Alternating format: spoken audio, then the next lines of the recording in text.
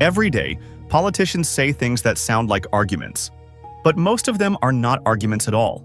They are tricks. Rhetorical sleight of hand designed to make you feel informed when you have actually been given nothing of substance. The Sanity Project, where reason beats rage. My name is David Mercer. Welcome to the Sanity Project, where reason beats rage and facts beat fear. Before we go any further, I need you to do one small thing. Think of the last politician you heard speak. Any politician, any party. Just hold their face in your mind. We are going to come back to that before this video is over. And here is the question I want you to carry through everything that follows. By the end of this video, I am going to tell you which of these 5 fallacies is the most psychologically dangerous one. The one that works even on people who already know it is coming. I have a definitive answer, and I think it will surprise you. Today, we are naming the 5 most common logical fallacies used in politics. Once you know their names, you will hear them everywhere. In press conferences, in debates, in every election ad ever made. A logical fallacy is a flaw in reasoning. It is a move that makes an argument sound valid without actually proving anything. The dangerous part? They are designed to feel convincing. That is the entire point. Politicians use them more than almost anyone else, because their job is to persuade people who may not have time to fact-check a 30-second soundbite. For each fallacy today, we give you the name, show you how it works, and back it up with a real-world example. No abstract philosophy, just receipts. Fallacy number 1 starts with one of the oldest tricks in political history, so embedded in our culture that most people do not even recognize it as a trick anymore. Ad hominem. Latin for to the person.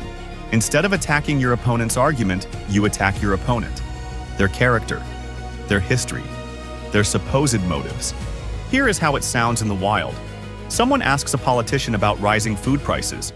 Instead of answering, the politician says, "Well, we cannot trust anything from a party that left us a $40 billion deficit." That is ad hominem. They did not answer the question about food prices.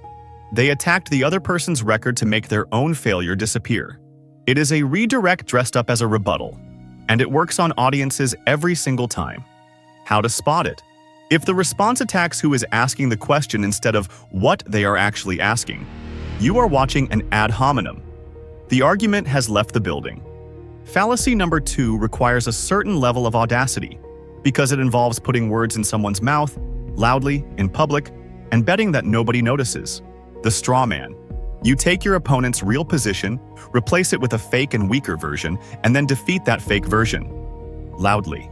Your opponent says, "We should reform how police funding works to better serve community safety." The politician responds, "My opponent wants to defund the police and leave your family completely unprotected." That is a straw man.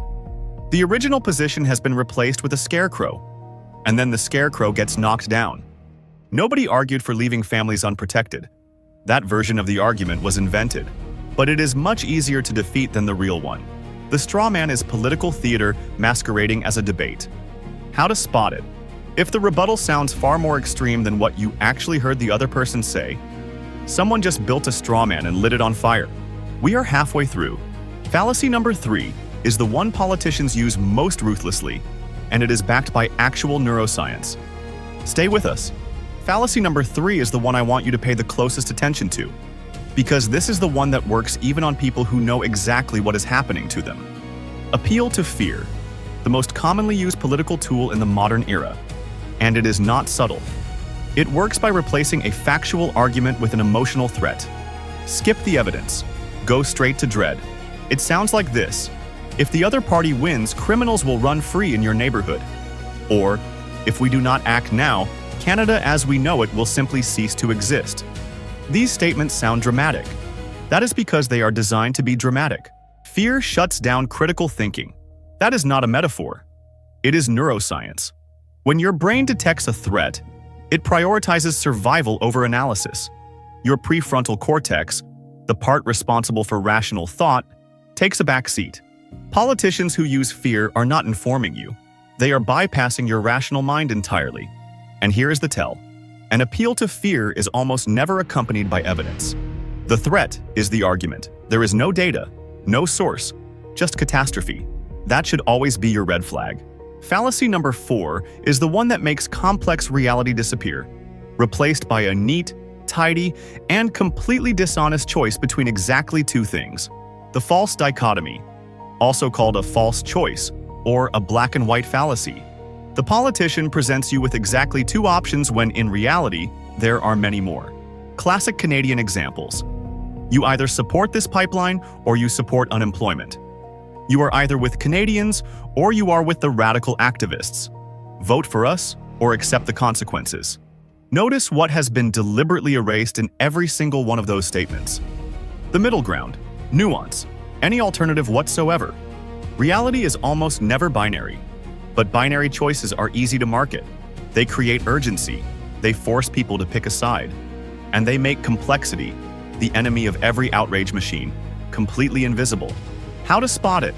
Whenever a political argument hands you exactly two options and insists there are no others, ask yourself who decided those were the only two choices, and what are they hiding in the space between them? And fallacy number 5 is perhaps the most infuriating one on this list, because it dresses up a complete non-answer as though it were a devastating comeback. Whataboutism, simultaneously the laziest and the most effective fallacy in modern politics.